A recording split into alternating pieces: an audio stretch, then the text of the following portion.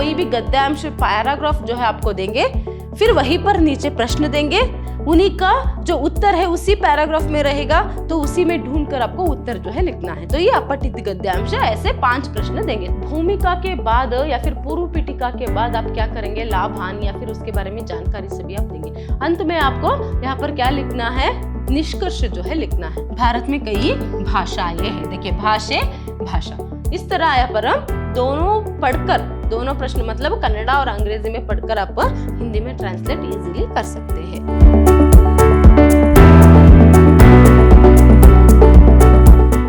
नमस्कार, मैं हूं Harshita, Hindi lecturer Vidyashram PU college Mysore. आज हम द्वितीय पीयूसी के हिंदी के पाठ्यक्रम से रचना भाग जो है उसका पुनरावर्तन करेंगे। मतलब यहाँ एक रिवीजन क्लास है। आप लोगों को रचना भाग से कुल मिलाकर 15 अंक के लिए जो है आपकी प्रश्न पत्रिका में प्रश्न जो है पूछेंगे। तो वो कैसे पूछेंगे उसी की ही जानकारी जो है आज की कक्षा में हम लेंगे। देखिए यहाँ पर रचना भाग, तो पहले आपको यहाँ पर निबंध या पत्र लेखन जो है पूछेंगे। कितने अंक के लिए? 5 अंक के लिए। 5 अंक के लिए निबंध लिखना है, या तो ऑप्शन वहां पर रहता है कि आप पत्र जो है यहाँ पर लिख सकते हैं। निबंध में भी यहाँ पर आपको 3 जो टॉपिक्स है फिर विषय जो है वहां देंगे। एग्जाम्पल पुस्तकालय, स्त्री शिक्षा, कंप्यूटर। तो इसी तरह जो है पर कोई भी एक 3 विषय जो है यहाँ पर आपको देंगे। उन तीनों में से एक अगर आप निबंध अटेंड करेंगे तो उन तीनों में से कोई एक विषय पर आप निबंध लिख सकते हैं 5 अंक के लिए। नहीं तो ऑप्शन रहता है कि प्रश्न संख्या होती है कि आप पत्र लेखन भी लिख सकते हैं। तो ये 5 अंक के लिए हुआ। उसके बाद रहता है आपको अपठित गद्यांश। तो ये भी जो है यहाँ पर आपको 5 अंक के लिए प्रश्न पूछेंगे। कैसे? आपको यहाँ पर अपठित मतलब जो पहले आप नहीं देखे, जो पहले आपने कभी नहीं पढ़ा, ऐसे एक कोई भी गद्यांश पैराग्राफ जो है आपको देंगे, फिर वहीं पर नीचे प्रश्न देंगे, उन्हीं का जो उत्तर है उसी पैराग्राफ में रहेगा, तो उसी में ढूंढकर आपको उत्तर जो है लिखना है। तो ये अपठित गद्यांश है। ऐसे 5 प्रश्न देंगे तो 5 अंक के लिए हुआ। नेक्स्ट रहता है आपको अनुवाद। तो यहाँ पर अनुवाद आपको कन्नड़ा और इंग्लिश में सेंटेंस जो है यहाँ पर देंगे, तो उस सेंटेंस को, उस वाक्य को जो है आपको हिंदी में अनुवाद करके मतलब ट्रांसलेट करके लिखना है। अनुवाद मतलब ट्रांसलेशन। तो ट्रांसलेट करके आपको हिंदी में लिखना है। तो वो भी 5 अंक के लिए मतलब यहाँ पर 5 जो वाक्य है, सेंटेंस जो है आपको देंगे। तो इस तरह 5 कितने पर कुल मिलाकर 15 अंक के लिए आपको रचना भाग से प्रश्न जो है पूछेंगे। कैसे पूछेंगे? देखिए यहाँ पर पहले निबंध, जैसे मैंने आपको पहले ही बताया कि पहले आपको निबंध जो है पर बहुत सारे विषय मतलब 3 विषय देंगे। उन तीनों में से एक आपकी चॉइस जो है यहाँ पर रहती है कि कोई भी एक विषय पर आप निबंध लिख सकते हैं, या तो आप पत्र जो है पर लिख सकते हैं। तो यहाँ पर एक उदाहरण जो है दिया, एग्जाम्पल पुस्तकालय देंगे मतलब लाइब्रेरी।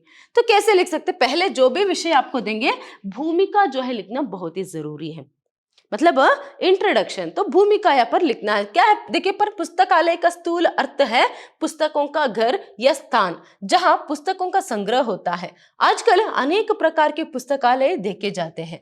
जिनको पढ़ने लिखने का शौक होता है वे अपने घरों में निजी पुस्तकालय रखते हैं। स्कूल और कॉलेजों में विद्यार्थियों के उपयोग के लिए पुस्तकालय बनाए जाते हैं। कुछ पुस्तकालय गांवों में या शहरों में आम जनता के उपयोग के लिए खोले जाते हैं। आजकल चलते फिरते पुस्तकालय भी देखने में आते हैं। देखिए तो ऐसे यहाँ पर पहले इंट्रोडक्शन में यहाँ पर पुस्तकालय मतलब क्या है तो उसके बारे में जानकारी जो है देना। जैसे यहाँ पर पुस्तकों का घर है, तो ये क्या है यहाँ पर जिनको पढ़ने की जो शौक होती है वो क्या है यहाँ पर अपने घर में ही निजी पुस्तकालय रखते हैं। नहीं तो कॉलेजों में भी जो है यहाँ पर हम पुस्तकालय देख सकते हैं, स्कूल और कॉलेजों में भी, जो बच्चों के लिए उपयोगी हो, हेल्पफुल हो बच्चों के लिए, इस तरह। नेक्स्ट यहाँ पर क्या है अगर हम देखेंगे तो शहरों में, गांवों में या शहरों में कभी कभी क्या है यहाँ पर सेंट्रल लाइब्रेरी जो हम कहते हैं वो भी यहाँ पर रखते हैं, क्योंकि आम जनता कोई भी हो अगर पढ़ना चाहते हैं, किसी भी तरह की जानकारी जो है अगर प्राप्त करना चाहते हैं तो वहां पर बहुत सारे बुक्स जो है रहते हैं, जो भी वो पढ़ना चाहते हैं पढ़ सकते हैं। तो इतना यहाँ पर हुआ। नेक्स्ट देखिए यहाँ पर पुस्तकालय से अनेक लाभ है। एक तो आप पूर्व पीठिका या फिर क्या है भूमिका करके लिखेंगे। नेक्स्ट है उसके लाभ क्या है, हानि क्या है, ये तो पुस्तकालय से तो हानि कुछ भी नहीं है, तो उसके लाभ ही हम बता सकते हैं, या फिर उसकी विशेषता या फिर उसके उपयोग जो भी रहता है वो सभी यहाँ पर हमें लिखते जाना है। पुस्तकालय से अनेक लाभ है। पुस्तकालय ज्ञान का भंडार है। अच्छे पुस्तकालय से सभी प्रकार का सभी विषयों का ज्ञान मिलता है। किसी भी विषय का ज्ञान पुस्तकालय से प्राप्त कर सकते हैं। पुस्तकालय संसार के महान व्यक्तियों का, महात्माओं, विचारकों, कवियों, लेखकों का परिचय कराता है। महात्माओं, महापुरुषों के सत्संग से, अनेक विचारों से हमारे ज्ञान की वृद्धि होती है। पुस्तकालय से समय का सदुपयोग होता है। अवकाश समय को पुस्तकों के साथ बिताकर हम मन की चिंताओं को भूल सकते हैं। पुस्तकालय हमारे चरित्र निर्माण में भी सहायक होती है। देखिए कितने सारे बेनिफिट्स है, पर लाभ जो है पुस्तकालय का, लाइब्रेरी का जो है पर लिखा गया है। तो एक तो यहाँ पर क्या लाभ है, यहाँ पर ज्ञान का भंडार है पुस्तकालय। क्या होता है, वहां पर जाकर पढ़ने से हमारी जो ज्ञान की वृद्धि जो है वहां होती है। फिर उसके साथ साथ अनेक महात्मा और उसके साथ साथ विचारक, कवि, लेखक, इन लोगों की जो परिचय है हमें मिलती है, उन लोगों के जीवन के बारे में, उनके साधना के बारे में, तो ये सभी जो है जानकारी यहाँ पर हम प्राप्त कर सकते हैं। और एक बात जो अगर हम देखेंगे तो हमारे समय का जो सदुपयोग है वह हम कर सकते हैं। तो ऐसे जो है पर उसके जो लाभ हो, या फिर अगर कोई दूसरे ऐसे टॉपिक देंगे जिसके हानि भी हो सकती है, तो लाभ हानि सभी यहाँ पर लिखना पड़ता है। नेक्स्ट देखिए, पुस्तकालय राष्ट्र की निधि है। जिस देश में विद्या का जितना अधिक प्रसार होगा उस देश में पुस्तकालयों की संख्या अधिक होती है।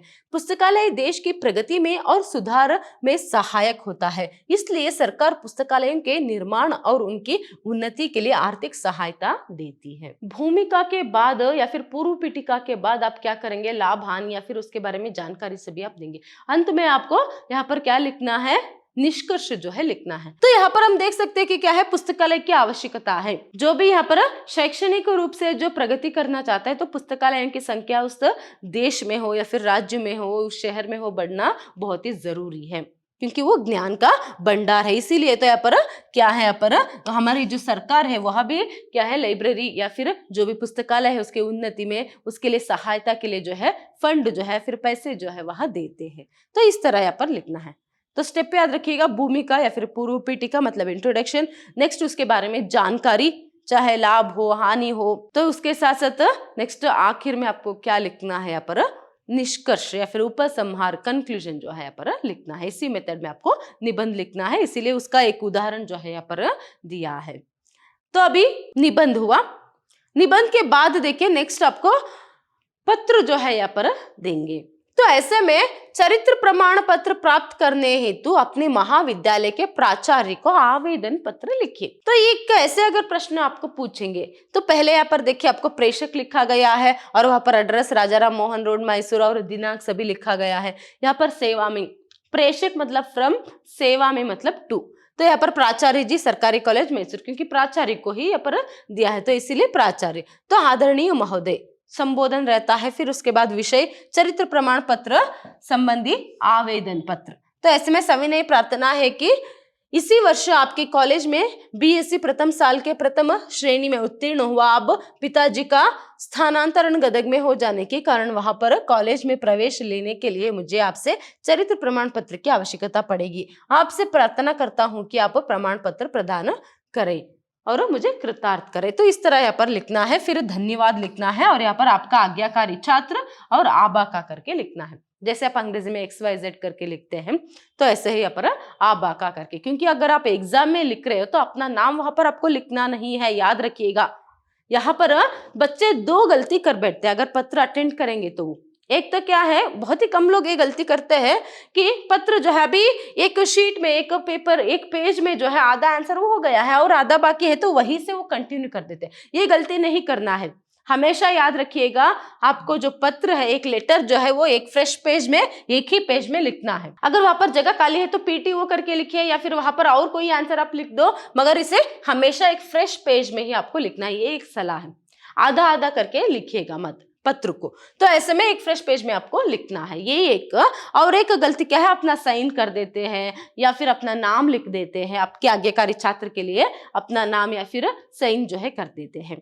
ऐसे नहीं करना है। अगर आप सच में पत्र लिखेंगे तो ऐसे कीजिएगा, मगर क्या है, अगर आप परीक्षा में पत्र लिख रहे हैं तो अपना नाम जो है कभी भी मत लिखिएगा।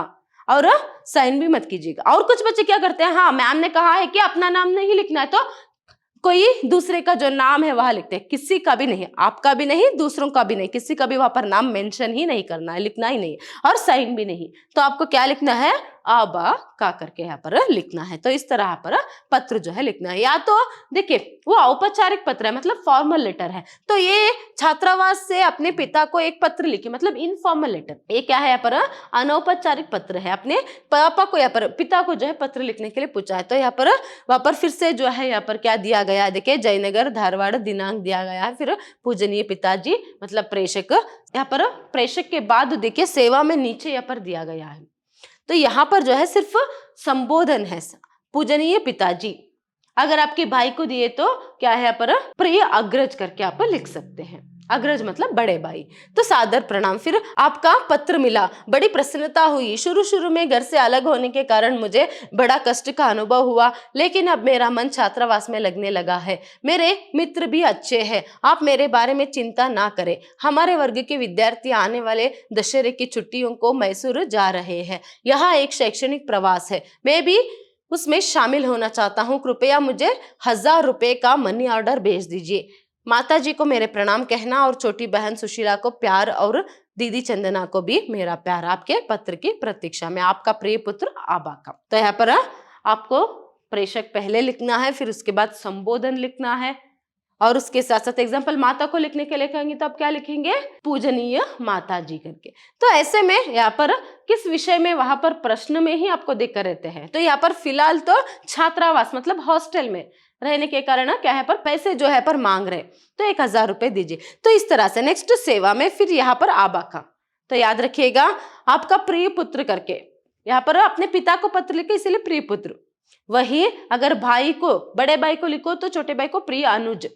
इस तरह से जो है यहाँ पर आपको लिखना है, आबा का करके ही लिखना है, इतना याद रखिएगा। अब फॉर्मेट है कि याद रखो अच्छे से कि फॉर्मल के लिए क्या है, इनफॉर्मल के लिए क्या है करके, फिर वहां पर जैसे भी वो प्रश्न देंगे उसी को यहाँ पर आपको लिखना है। फॉर्मेट एक अच्छे से पता है तो आप आसानी से पत्र जो है यहाँ पर लिख सकते हो, और यहाँ पर जो मार्क्स है अच्छे से आप ले सकते हो। नेक्स्ट देखिए यहाँ पर अपठित गद्यांश। तो यहाँ पर 5 मार्क्स में ही आपको पत्र या फिर निबंध लिखना है, तो टोटल 5 मार्क्स हुआ। नेक्स्ट 5 मार्क्स के लिए आपको क्या पूछेंगे, यहाँ पर अपठित गद्यांश जो है पूछेंगे। देखिए निम्नलिखित अनुच्छेद पढ़कर उस पर आधारित प्रश्नों के उत्तर लिखिए। जैसे मैंने आपको पहले ही बताया था कि एक अपठित गद्यांश जो है आपको देंगे, इसके संबंध में भी यहाँ पर वीडियो बनाया है, तो आप वहां पर और डिटेल में जानकारी जो है प्राप्त कर सकते हैं। तो ऐसे में जैसे आप इतना जाने कि अपठित गद्यांश मतलब अनसीन पैसेज जो है हम कह सकते हैं, जो पहले आपने नहीं देखा है। तो ये आपकी बुद्धि क्षमता जो है उसकी परीक्षा करने के लिए ऐसे आपको प्रश्न जो है परीक्षा में पूछेंगे। कुछ भी जो है बात जो है वहां पर पढ़कर आप कितना समझेंगे, तो ये सभी जो है आपकी बौद्धिक क्षमता का जो यहाँ पर जांच जो है होता है। तो देखिए यहाँ पर राजा राम मोहन राय बचपन से ही बड़े प्रतिभाशाली थे। उनके पिता ने उनकी पढ़ाई का समुचित प्रबंध किया। गांव की पाठशाला में उन्होंने बंगला सीखी। उन दिन कचहरियों में फारसी का बोला बाला था, अतः उन्होंने घर पर ही मौलवी से फारसी पढ़ी। 9 वर्ष की उम्र में वे अरबी की उच्च शिक्षा के लिए पटना भेजे गए। वहां वे 3 वर्ष तक रहे। उन्होंने कुरान का मूल अरबी में अध्ययन किया। 12 वर्ष की उम्र में वे काशी गए। 4 वर्ष तक वहां उन्होंने संस्कृत का अध्ययन किया। इस बीच उन्होंने भारतीय दर्शन का भी अध्ययन किया। इस तरह एक पैराग्राफ जो है आपको देंगे। नेक्स्ट क्या करेंगे, प्रश्न जो है यहाँ पर देंगे। तो देखिए राजा राम मोहन राय की पढ़ाई की व्यवस्था किसने की, राजा राम मोहन राय की पढ़ाई की व्यवस्था उनके पिता ने की। तो यहाँ पर आप देख सकते हैं कि राजा राम मोहन राय बचपन से ही बड़े प्रतिभाशाली थे, उनके पिता ने उनकी पढ़ाई की प्रबंध जो है किया। तो फर्स्ट वन आंसर यहाँ पर ही आपको मिल जाता है। तो यहाँ पर एक ट्रिक आप याद रखो कि पहले जो है पहले प्रश्न का उत्तर आपको स्टार्टिंग 2 लाइन में ही मिल जाता है। नेक्स्ट इसके आगे आप पढ़ते जाओगे तो नेक्स्ट आंसर मतलब नेक्स्ट क्वेश्चन का जो आंसर है आपको पता चल जाएगा।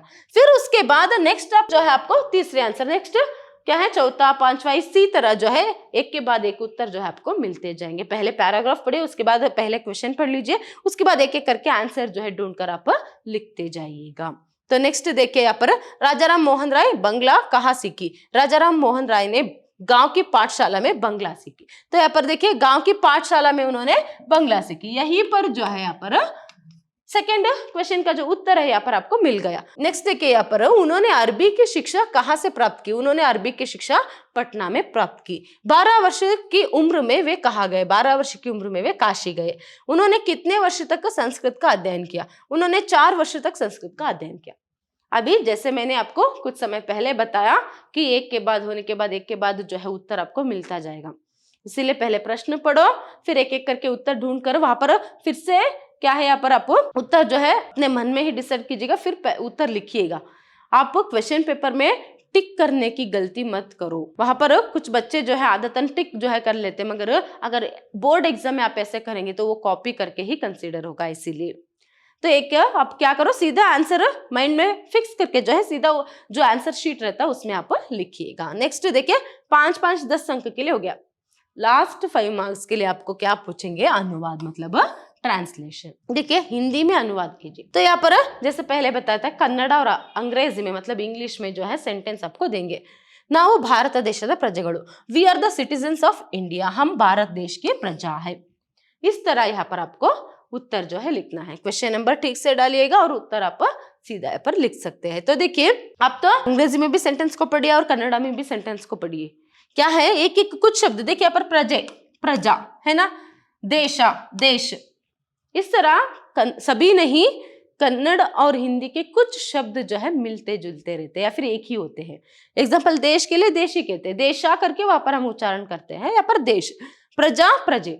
तो इस तरह से अगर आपको पता नहीं लगे, मतलब क्या है याद नहीं आए कि एग्जाम्पल यहाँ पर सिटीजन है, हाँ सिटीजन्स को क्या कहते हैं हिंदी में, तब आपको मुश्किल हो तब एक बार आप कन्नड़ा की जो सेंटेंस रहता है तब देखिएगा, फिर हिंदी में आप सेंटेंस जो है इजीली बना सकते हैं। नेक्स्ट देखिए, ಭಾರತವು ವಿಶ್ವದಲ್ಲೇ ಅತಿ ದೊಡ್ಡ ಪ್ರಜಾಪ್ರಭುತ್ವ ದೇಶ। India is the biggest democratic country in the world. विश्व का सबसे बड़ा प्रजातांत्रिक देश भारत है। ನಾವು ಒಗ್ಗಟ್ಟಾಗಿ ಬಾಳಬೇಕು। ವಿ ಶುಡ್ ಲಿವ್ ಯುನೈಟೆಡ್ಲಿ, हमें एकता से जीना चाहिए। ಭಾರತದಲ್ಲಿ ಹಲವಾರು ಭಾಷೆಗಳಿವೆ। There are many languages in India. इस तरह आपको प्रश्न देंगे तो उत्तर भारत में कई भाषाएं हैं। देखिए भाषे भाषा, इस तरह यहाँ पर दोनों पढ़कर, दोनों प्रश्न मतलब कन्नड़ा और अंग्रेजी में पढ़कर आप हिंदी में ट्रांसलेट इजीली कर सकते हैं। ದೇಶದ ಸುರಕ್ಷತೆ ನಮ್ಮೆಲ್ಲರ ಕರ್ತವ್ಯವಾಗಿದೆ। The security of our nation is our responsibility. देश की सुरक्षा हमारा कर्तव्य है। ಭಾರತ ದೇಶವು ಕೃಷಿ ಪ್ರಧಾನ ದೇಶವಾಗಿದೆ। India is an agricultural country. Bharat कृषि प्रधान देश है। देखिए अंग्रेजी की जो सेंटेंस फॉर्मेशन है वो अलग है और हिंदी की सेंटेंस फॉर्मेशन अलग है, जो कन्नड़ा से थोड़े से मिलता जुलता है। इसीलिए जो है यहाँ पर दोनों पढ़ने के लिए मैंने आपको कहा। ವಿದ್ಯಾರ್ಥಿಗಳು ಆಟದ ಮೈದಾನದಲ್ಲಿ ಆಡುತ್ತಿದ್ದಾರೆ। Students are playing in the play ground. ವಿದ್ಯಾರ್ಥಿ ಖೇಲ್ ಕೆ ಮೈದಾನ್ ಮೇ ಖೇಲ್ ರಹೆ ಹೇ। ನಾವು ಎಲ್ಲಾ ಧರ್ಮಗಳನ್ನು ಗೌರವಿಸಬೇಕು। We should respect all religions. हमें सभी धर्मों का आदर करना चाहिए। ವಿದ್ಯಾರ್ಥಿ ಜೀವನವೇ ಸುವರ್ಣ ಯುಗ। Students life is golden life. ವಿದ್ಯಾರ್ಥಿ ಜೀವನ ಹಿ ಸ್ವರ್ಣ ಯುಗ है। ಮಹಾತ್ಮ ಗಾಂಧೀಜಿಯವರು ಸತ್ಯ ಮತ್ತು ಅಹಿಂಸೆಯನ್ನು ಪಾಲಿಸುತ್ತಿದ್ದರು। Mahatma Gandhi was follower of truth and non violence. Mahatma Gandhi सत्य और अहिंसा का पालन करते थे। शालेयु कलिಕೆಯ ಅಡಿಪಾಯವಾಗಿದೆ। Schools are the foundation of learning. विद्यालय ज्ञान की नींव है। तो इस तरह जो है आपको यहाँ पर अनुवाद जो है करना है। याद रखिएगा 5 अंक जो है अनुवाद के आप आसानी से प्राप्त कर सकते हो। थोड़ा सा वहां पर पढ़ो पहले। देखिए अनुवाद की भी एक प्रक्रिया होती है। पहले मूल भाषा में पढ़ना है, फिर उसके बाद उसका जो अनुवाद है दूसरी भाषा में आपको, एग्जाम्पल यहाँ पर मूल भाषा क्या बन जाती है, कन्नड़ या अंग्रेजी, और अनुवाद किसमें करना है, हिंदी में, तो वो लक्ष्य भाषा बन जाती है। तो यहाँ पर दोनों भाषाओं का ज्ञान रहना बहुत ही जरूरी है। एक तो आपको हिंदी भाषा के बारे में, उसके शब्द भंडार के बारे में ज्ञान रहना बहुत ही जरूरी है।